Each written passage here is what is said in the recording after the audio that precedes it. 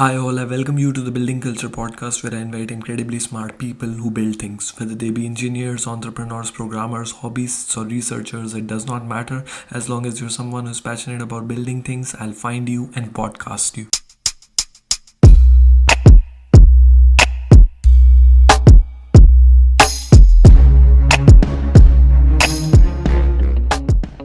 Hi, all. I want to take a brief moment to thank you all personally for supporting this podcast on YouTube and on all major podcast platforms, including Google Podcasts and Spotify. The podcast mainly features interesting people in robotics, artificial intelligence, and entrepreneurship. If you believe that the information that I'm providing might be of benefit to you or to someone you know, it would be really great if you could hit the subscribe button and press the notification icon so that you can get notified on time whenever the next part is out. It would literally take you a second or two to subscribe to the podcast, but it would really mean a lot to me because I can grow the podcast to a level where I can reach more people, invite ever more interesting guests, and have a more meaningful impact. So let's begin now. And in today's episode, we have a very special guest who is currently the founder and CEO of Swaayatt Robots, which is a startup which aims to build autonomous driving technology for the most difficult road and traffic conditions, which is in India, obviously. At the same time, he also runs another educational platform called Deep Eigen, which aims at democratizing cutting edge technical education for the masses. He has won numerous accolades for his work in autonomous vehicles and robotics in general. I'll not go into more details about the work that he has done. I'll add a link to his LinkedIn account in the description. Without any further ado, let's welcome Sanjeev Sharma. Thanks, Chandradeep, for having me here. So, can you give a few details of your educational and professional backgrounds for starters? Sure. So I did my BTech in Electrical Engineering from IIT Roorkee in 2011. So I was there from 2007 to 2011. I started my research in autonomous navigation, specifically focusing in motion planning and reinforcement learning when I entered fourth semester of my undergrad. That's January 2009. After my BTech, I went to Israel for roughly 8 months, where I was research assistant to a professor. My task was to develop motion planning algorithms that enable robots to navigate at high speeds, and we published a couple of research papers out of that internship as well. So after that, I was in Canada attending MS thesis based MS program in the Department of Computing Science at University of Alberta, and my thesis advisor over there was Professor Richard S. Sutton. After that, I was also admitted to a PhD in computer science at University of Massachusetts Amherst. It was fall 2014 admission, but I actually came back to India in 2014 and declined the PhD offer. And in 2015, I formally registered my company Swayatt Robots, and since then I've been working full time on my startup. So I mean, the reason for coming back to India was not Swayatt Robots in particular; it was a different reason. But I deferred my admission by 1 year. So my admission from 2014 was deferred to 2015. And having 1 year, actually, we will talk about it later as well. That one of my life goals is actually to solve autonomous driving. And having that 1 year at hand, I actually started Swaayatt Robots initially as a project.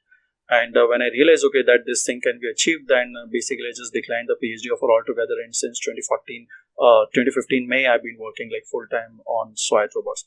And over the past 5 years, we have built, the technology to enable autonomous driving in one of the most, sort of stochastic traffic conditions that is imaginable.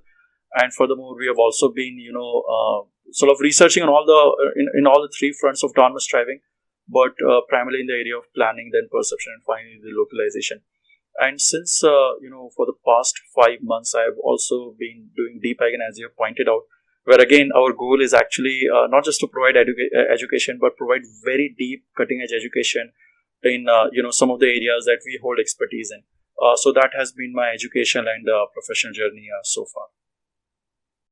Okay, quite interesting. So, you started you did after doing your bachelor's, you began to continue your studies in Israel. So a doubt for me is that, I mean, Israel is not a very popular higher education country. People don't go to Israel. So what was the reason for that?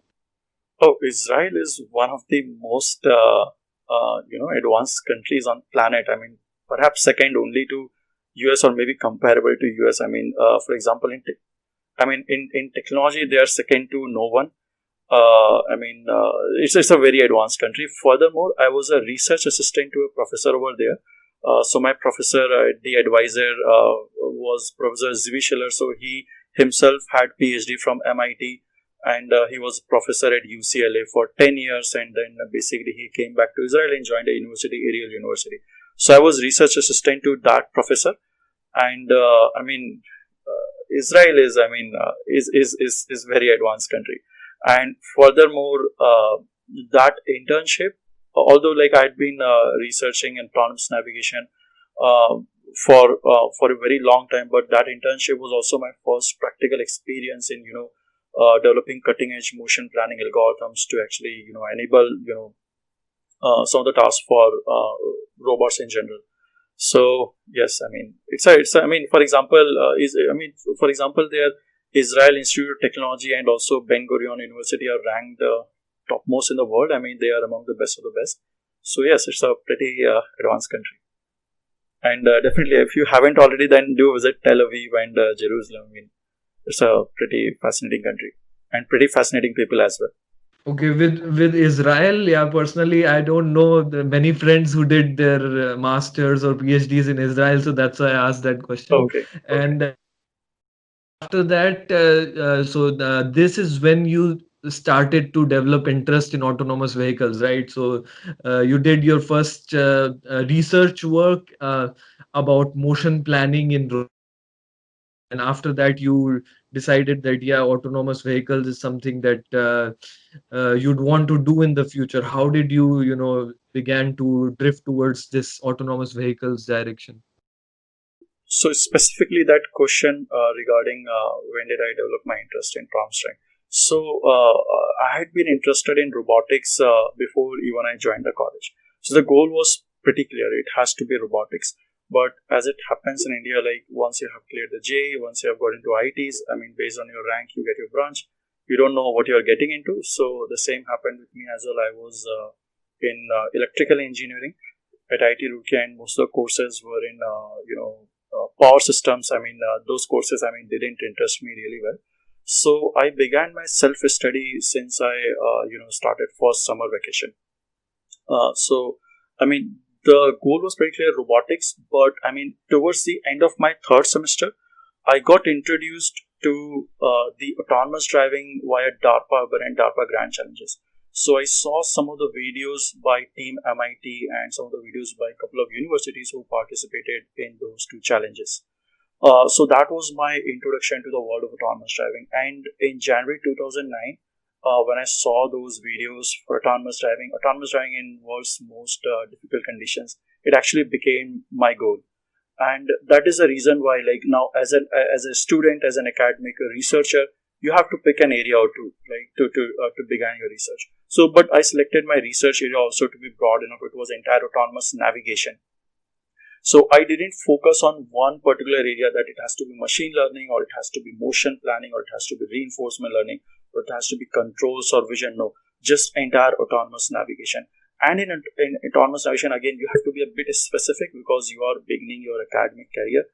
So I selected motion planning, but there also I didn't restrict myself to one or two methodology for motion planning. I wanted to study the entire AI field at large while also studying motion planning. And basically, typically, for example, if you go into grad program, if you go into thesis-based master program, I'm not talking about the commercial MS programs that are run today. I mean, we'll get to that later on as well, like what is the purpose of deep Eigen. But if we don't talk about the commercial MS programs today, which are a bit shallow, I mean, if you go 10, 15 years back, the kind of courses that universities, the top 15, top 10 graduate programs in the world used to run, for example, if you go over there and if you take the kind of AI and other courses, I actually studied 5 to 6 such fields on my own from 4th to 5th semester, just to cover the all the mathematical background that is required to actually go and do research in the area of motion planning. So I began with machine learning. So I studied machine learning, data mining, numerical optimization, convex optimization, reinforcement learning. And each of these studies involved one specific full book in particular. And I finished these 5 books from my 4th and 5th semester. And while I was doing that, I was also reading, several research papers per month. And this is apart from my, college responsibilities, where you have to also take college courses, attend classes, and do all the things. So this is how I started my research, and actually my first internship was also at University of Massachusetts Amherst. So after third year, you have to do your summer internship, and I did at Autonomous Learning Lab at University of Massachusetts under Professor Sridhar Madhavan, and that was my one formal introduction to how proper research is done in academic setting, and that was first ever experience as well, where I could apply my knowledge in solving some problem that really matters. So this is how it began, and when I finished my bachelor's, I had already built a very, very strong mathematical foundation. I mean, already I mentioned some of the topics that I studied during my undergrad. By the time I finished my undergrad, I already developed, 3 motion planning frameworks. One of those motion planning frameworks is actually pretty actively used at Swaayatt. It's a crux of one of the motion planning frameworks at Swaayatt Robots. So this is how much I was involved in, researching during my undergrad. And after BTech, like I was,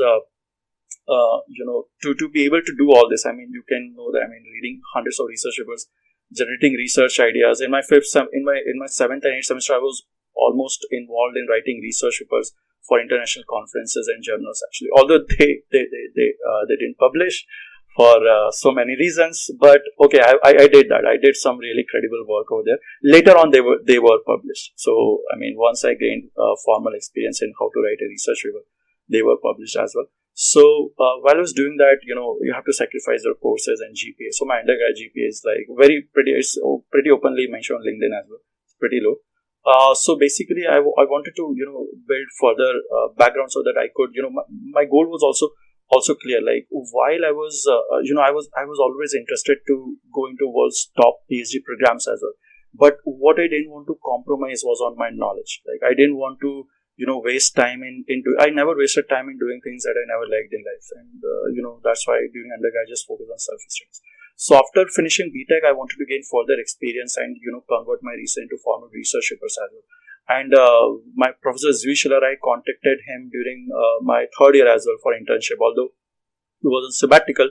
So that's why I didn't do an internship during my third year with him. But after finishing my BTech, I had also during my undergrad, I also used to run a website searching@.com. So whatever topics I had learned, actually, I used to give lectures on those topics, and they were like pretty deep lectures as well. So I went to internship. I went to internship, what you can say, RA with Professor Zushler after the BTech, and that was a continuation of my research. And with Professor Zushler, he was specifically working in developing motion planning algorithms. And one of my key research areas was also motion planning. So that gave me an opportunity to actually apply all my knowledge from all the different fields of mathematics that I had learned, to be able to formally apply that in an academic setting and get it published. So that's what I did in Israel.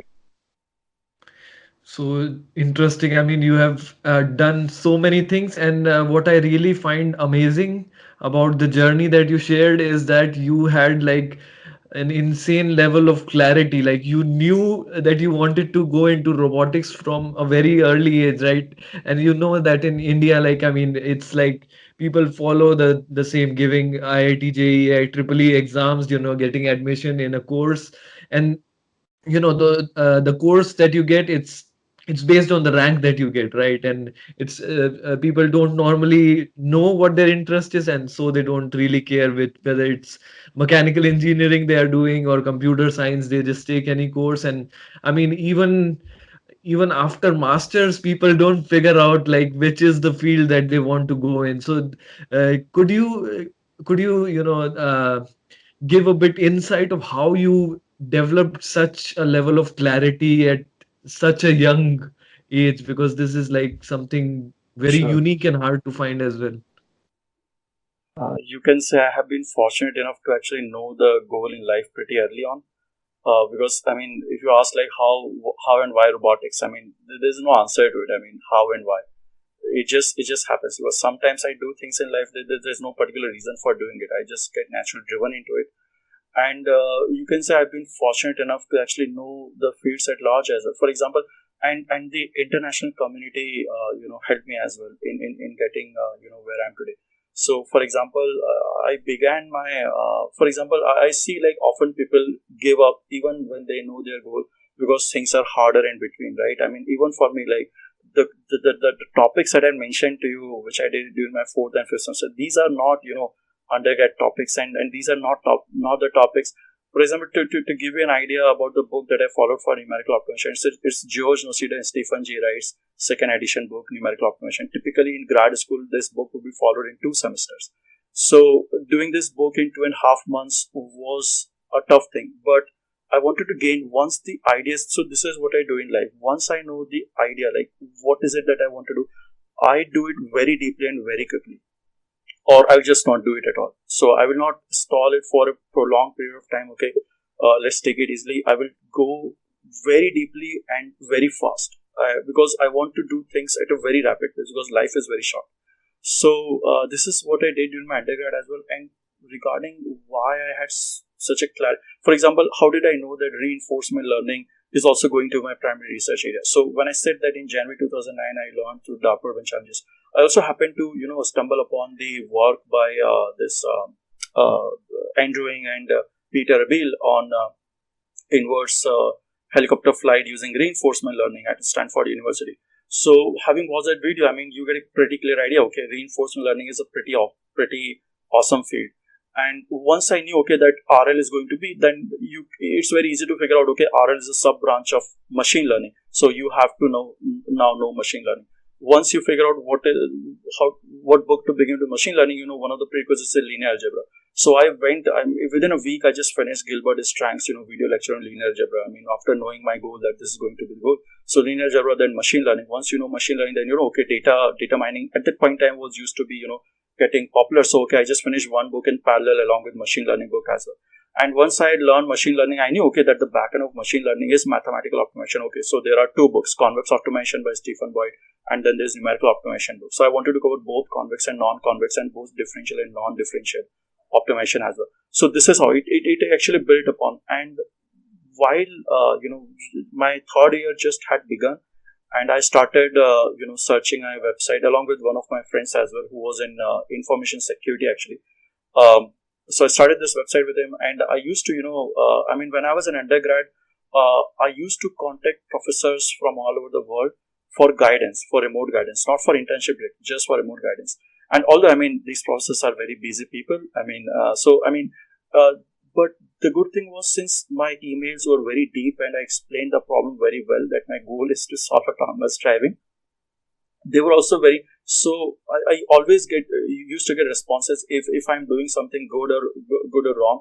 They actually used to give me feedback. Okay, what you're doing is also pretty great. I mean, this is not something easy. I mean, this is a grad level stuff. So I mean, I have been getting these feedback as well from the international community whom I approached. So this also reinforced my journey. Okay, that I am actually going in the right direction, not just like blindly following some topics. So usually what I do, first I learn things and then I contact people. So once you contact people with knowledge, they respond. And this is one of the mistakes that people often do. For example, I often LinkedIn, I get contacted with so many people, right? One of the things but still I respond to almost everyone to my, to the extent possible, right?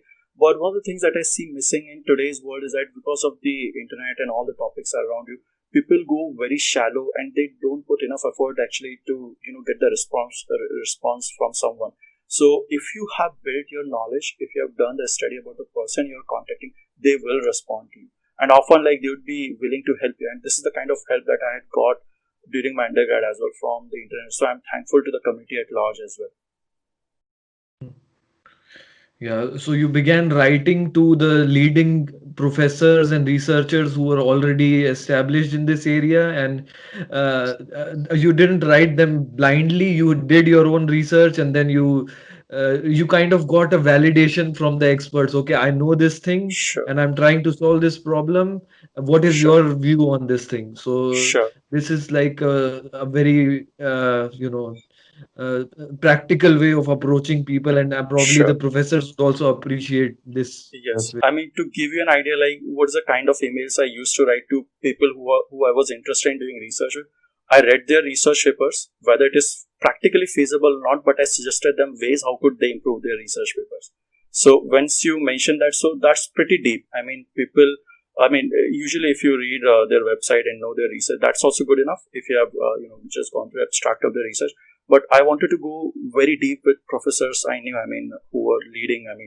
I tried to contact almost anyone like who was working at that. So, I mean, some of the professors right now, some of the people right now who are the leading CEOs of the leading autonomous driving companies or leading the autonomous divisions of major corporations in the world, they were professor once, and I contacted almost all of them when I was an undergrad. So this is, I mean, although the facility was not what people have access to today via LinkedIn, Quora, and all these platforms. It was not back then, but still, I mean, the resources have always been there. I mean, if you want to learn something, nothing can stop you. At least in 2020, nothing can stop you. Not even back then. Back then also, nothing could have stopped you. It's just that you would have to work harder to get the clarity as to whether you are going the right direction or not. But today is pretty easy as well. Yeah. So you took the really hard road, the really tough road to educating yourself. You studied everything on your own, basically, besides being enrolled in a typical course. So your robotics education is basically you taught yourself, right? And even getting contacts of professors, you are the one who approached. So do you think there's uh, a typical master's degree or specialization in robotics is really necessary, because everything is also online, and if someone is like self motivated they can do it? Do you think a master's degree is really necessary? I mean, it's also a validation, right? Because you have the degree, so you can say that I have the skills. Yes, it will be pretty subjective answer because the objectives of a person will decide whether it is necessary or not. For example, I mean, it's a subjective question on two different fronts as well, right? I mean, this is the reason why Deep Eigen exists right now. But I mean, on a different note, just to answer that question without taking the Deep Eigen discussion into account, it depends on your goal. For example, when you say the robotics programs as well now, are you talking about the typical commercial master's MS programs? Or are you really talking about the deep MS programs, like for example, MS in computing science, MS in electrical engineering, or are you talking about some shallow MS program which will introduce you some of the courses but not very deep? So that's a distinction you have to make. Also, the goal of the person. For example, someone has done bachelor's, he has gone to US or some other developed countries, and he or she wants to get a job now. Now, the thing is, I mean, do you have enough qualification or not? If these courses offer you enough qualification, then yes, I mean, they are going to be useful for you. Also, following books on your own is hard as well. For example, these books are going to be very mathematical in nature, and often people do not know what to study, right? So these MS programs provide that clarity. But yes, if you have enough time, for example, if you are enrolled in an undergrad program, see whether you go for, I mean, going to MS is not just for education. There are too many different aspects to it as well. But yes, from a knowledge, I can talk from knowledge point of view. From a knowledge point of view, you can do almost anything on your own if you put your mind to it. That's it. I mean, you don't need someone to maybe even when you're reading something, if you find it difficult to understand, you're just missing one or two background courses to cover that part. That's it. I mean, nothing is hard. At least it's pretty open what you have to do. The books are now pretty well known. What books to study for machine learning, what research papers. You can find almost anything on the internet. So it would depend on the objective of a person, of what is it that they want to achieve, and based on that, the necessity of the program will actually come into picture. Yeah. But I mean, so there are two aspects to this, right? One is the self motivation part of it, like how motivated and why the person wants to do it, and the second part is about the structure of the curriculum. So you when you studied, you knew that, okay, I need to do linear algebra because this will be used in machine learning mathematics, for example. You designed your own curriculum, but it's Mm. not very easy for everyone to design their own curriculum. That's probably the structure is also like probably what the It's very universities important, offer. yes. And how you follow that will, for example, if you directly jump into optimization without, first studying machine learning, unless you are majoring in mathematics, it's going to be you are going to get lost because you do not know why you're studying what you are studying. So the structure also plays an important role, at least when you are a beginner in some area. But once you are already, once you have gained knowledge to an extent, rest of things are pretty easy. So another thing, with machine learning and the AI algorithms and all these things, so the approach that you are trying to give idea of is about that you should have in-depth understanding, all the mathematics and everything, and there are like some online courses which probably focus more on the practical side of it. They kind of skip the mathematics because the Sure. mathematics are like scary, as well for people who are just starting. Maybe the mathematical concepts will build upon later. So what do you think is a better approach? Like, should you go in a more structured way, which would be harder, but you would get a more in-depth understanding, or should you try to solve small problems by your hand and then build upon that knowledge? Sure. See, if you are a student or in particular, if you are an undergrad, you should go with more rigorous approach. That will help you along, going a very long way in your life. If unless you have a very urgency of building a $1 million startup, while you before you finish your undergrad, then basically the objective would be, okay, what is that you the discussion would be, what is it that you want to achieve, what is your objective in life, right? For example, if your objective is, okay, I want to build a business that doesn't create new income. For example, you can say, let's suppose if we talk about an area that requires using existing deep neural networks and training with data, you don't need any deep level of mathematics to do that. For example, what if you just want to build a chatbot using some NLP tools? You don't need a deep learning, very deep knowledge of machine learning and other mathematical areas. But if your startup is in the area of active research like autonomous driving or robotics in general, that would be the key ingredient. Either you get that or you get someone in your team who knows that, right? So if you are an undergrad, although the approach of going in a rigorous manner would be harder, but if you if you do it, you will realize that you arrive at a point in your life where nothing else should be harder for you. For example, what can be harder than following a full machine learning book while you're an undergrad? If you do that, you already have trained your brain. For example, to give you an idea, when I read that numerical operation book, now I don't remember anything in that book apart from the main topics, right? But during undergrad, just assume what it would require for someone to do that in 3 months or 2.5 months. So that opens your brain to, because, so for example, let's suppose your goal is to, for example, forget about doing startup, forget about being a best researcher or someone recognized in your area. Let's suppose you are targeting yourself towards graduate studies, and your goal is to publish a paper. You are going to do a third-year internship, and you're doing a research internship over there. You'd be reading a couple of research papers. Perhaps you may want to improve upon existing research. Now, often it would happen that the equations in the paper will scare you if it's some machine. Just open any ICML or NIPS paper, the equations will scare you, right? Why is that? Because you have not dealt with the mathematics, the level of mathematics that is present in the paper. So if you do that during undergrad, you'll never be scared of the mathematics in any book or in any research paper. This is exactly what happened with me. For example, when I learned, so I was not focused on any competition. I was not focused on any applying the knowledge anywhere, because I knew theory is what eventually will matter. Robotics is nothing, at least the goal that I had set in my life. So I didn't want to build just any robot. I wanted to build the autonomous driving tech. The moment you decide that is your goal, it's all applied mathematics. Even entire AI then becomes applied mathematics for you. For example, can you go and study manifold theory? Can you go and study mathematical topology? Can you go and study different branches? Whatever, it doesn't matter what branch of mathematics you study. Ultimately, it is going to become useful, right? So it would depend on the goal that you've set for yourself.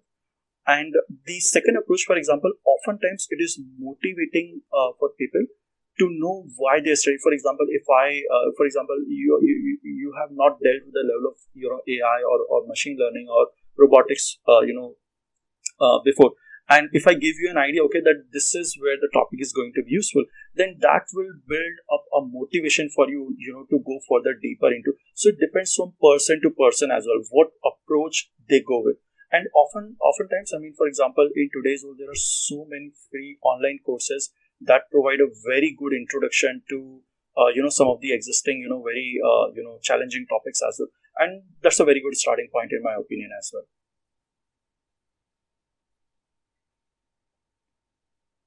Yes,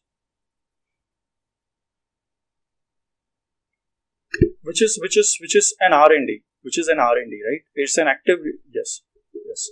So if you take that as an objective, yes, the deep is the key.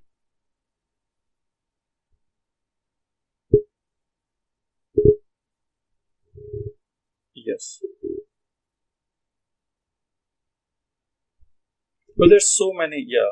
In every front, there are so many open challenges open, and those problems are pure mathematical in nature. I mean, it's not you just like take some data, train it, and it would be done. No, I mean, it's pure. For example, let's suppose even if we take deep learning, for example, you can build a network with trillion, computations per image, billions of parameters. Where are you going to put that kind of a network in a vehicle? Your vehicle wouldn't have that much of compute power. Your robotic system is not going to have that much compute power.